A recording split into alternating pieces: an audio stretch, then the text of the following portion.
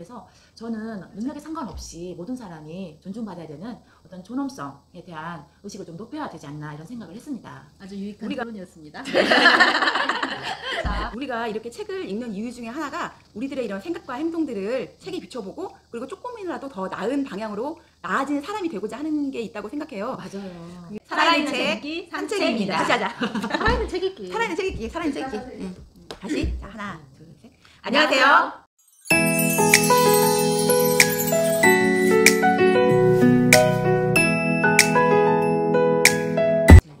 안녕하세요. 우리는 살아있는 책 읽기 산책입니다.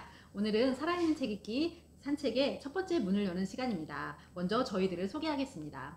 저는 인문고전 소설을 통해 인간의 삶에 대해 이야기 나누고 싶은 하루입니다. 안녕하세요. 저는 사회과학 책을 통해서 여러분과 함께 사회와 나에 대해서 탐구하고픈 초록이입니다. 안녕하세요. 저는 그림책을 함께 읽으며 삶의 지혜를 나누고픈 제이입니다. 오늘은 첫 책으로 선량한 차별주의자를 토론할 건데요. 이 책을 선택한 이유가 뭔가요? 이 책은요, 작년에 S24 알라딘 교보문고에서 2019년 올해의 책으로 선정될 만큼 인정받은 책이고요. 그리고 올해는 코로나19로 인해서 많은 분들이 차별과 혐오에 대해서 걱정을 많이 하시잖아요. 그거에 대해서 우리가 같이 한번 성찰해 볼 수 있는 책이어서 제가 제일 먼저 추천했고요. 여러분도 재밌게 잘 읽으셨죠? 네, 아주 재밌게 잘 읽었습니다. 네, 영혼이 좀 없습니다.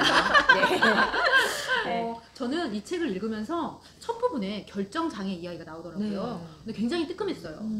사실 저도 아무 생각 없이 자주 쓰거든요. 뭐 선택장애다 이런 얘기를 많이 쓰는데 무언가 장애라는 단어를 붙이는 건 부족하다, 열등감이 있다 이런 걸 의미하고 그 관념 속에는 장애인은 늘 부족하고 열등한 존재로 여겨진다라는 것을 포함하고 있다는데 저한테 말을 하는 것 같았어요. 그 점이 바로 이 책의 매력인 것 같습니다. 이 책은 꼭 저한테 얘기를 하는 것 같거든요. 너 선량한 척 하는데 너도 차별할 수 있어. 찔렸어요. 네, 맞아요. 저도 막 찔렸어요. 네. 그래서 이 책에 대해서 첫 번째 질문은 내가 이런 일상에서 이런 차별을 느낄 때가 언제였는지 같이 얘기해보는 시간을 가지면 좋겠습니다. 네.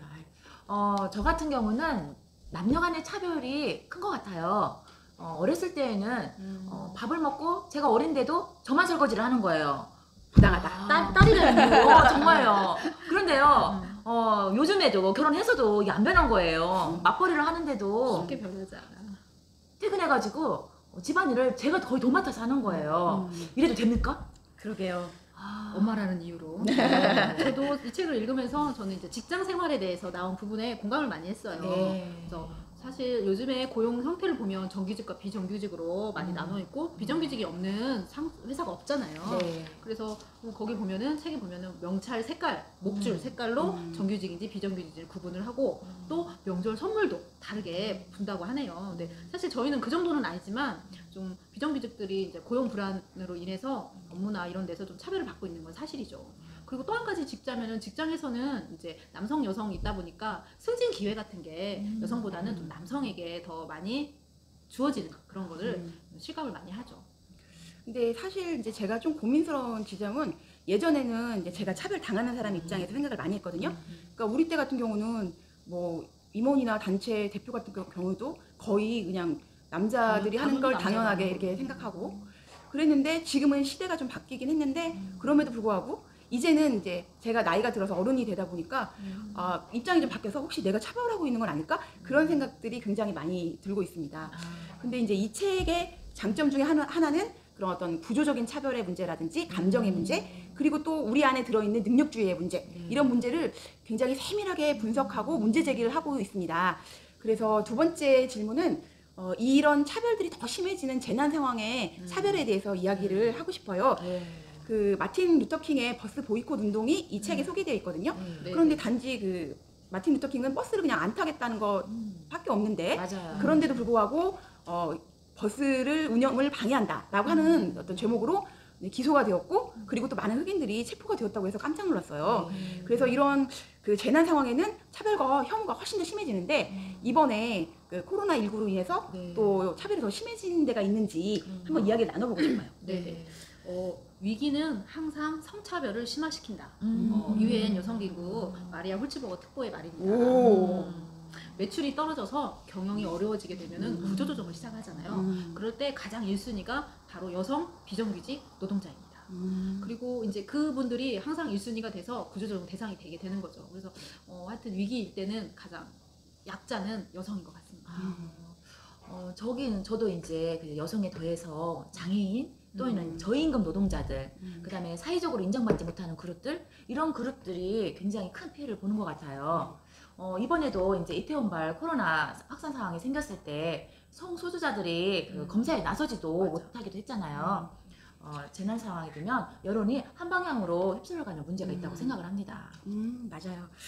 이제 문제는 그 어떤 그 평상시에 그 깔려 있던 그런 차별에 대한 그런 혐한 어떤 혐오의 정서 이런 어떤 그런 정서들이 이런 재난 상황이 되면 더 깊숙하고 외부로 퍼져나가는 게 굉장히 문제가 있다고 봐요. 네. 그러니까 예를 들어서 그 일제시대 때 같은 경우도 일본에서 우리 혐한 정서가 굉장히 많이 깔려 있었기 때문에 그 관동 대학살 같은 그런 어마무시한 일들이 벌어졌고 지금도 어떤 무슨 문제가 생기면 제일 조선인이나 맞아요. 아니면 그 제일 교포들이 타깃이 되는 경우가 많거든요. 맞아요. 그리고 또 이제 서구 같은 경우에도 동양인에 대한 어떤 편견이나 이런 것들이 있었기 때문에 이번에 코로나19가 굉장히 발생했을 때 심해졌었죠. 네, 그때 동양 차별. 동양인에 대한 어떤 테러 이런 것들의 뉴스를 보고 좀 깜짝 놀랐는데 맞아요. 그런 것들이 평상시에 우리의 어떤 그런 차별에 대한 생각, 감수성 이런 것들을 돌아봐야 되지 않을까 그런 생각들을 해보고요. 네.